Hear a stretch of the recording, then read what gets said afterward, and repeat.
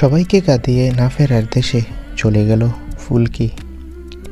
বিস্তারিত জানতে ভিডিওটি দেখুন, আর আমাদের চ্যানেলে নতুন হয়ে থাকলে অবশ্যই সাবস্ক্রাইব করে পাশে থাকা বেল আইকনটি বাজিয়ে রাখুন। বাংলা ধারাবাহিকের জনপ্রিয় টিভি সিরিয়াল ফুলকি এতদিন বাংলার টপার সিরিয়াল ছিল এই মেগা। প্রথম থেকেই একের পর এক চমক এনে দর্শকদের মনোরঞ্জন করছে ফুলকি। তবে ধারাবাহিকের নতুন প্রোমো নিয়ে রীতিমতো খিল্লি করছে দর্শকেরা।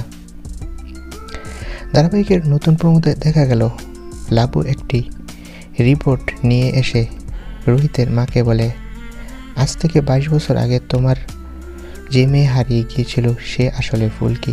লাবুর মুখে এই কথা শুনে রোহিতের মা দপ করে বসে পড়ে। তিনি বলেন, একই শুনলাম, ফুলকি আর রোহিত তাহলে ভাই বোন?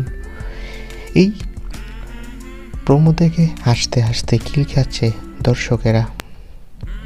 তবে সম্প্রতি সোশ্যাল মিডিয়ায় একটা খবর ভাইরাল হয়, তোমাদের প্রিয় ফুলকি নাকি মারা গিয়েছে।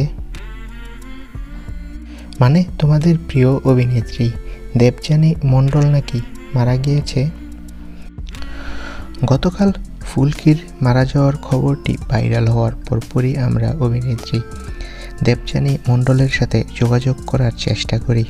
এরপর অভিনেত্রী নিশ্চিত করেন যে তিনি পুরোপুরি সুস্থ রয়েছে। আসলে সামনে তার চরিত্রটি সিরিয়ালে মারা যেতে পারে, এই জন্যই নাকি এই খবরটি ছড়িয়ে পড়ে।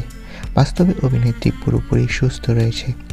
তো বন্ধুরা, বাস্তবে নয়, সামনে সিরিয়ালে মারা যেতে পারে ফুলকি চরিত্রটি। তোমরা কে কে ফুলকি মানে অভিনেত্রী দেবযানী মণ্ডলের অভিনয় পছন্দ করো কমেন্ট করে জানাও। সকলকে ধন্যবাদ।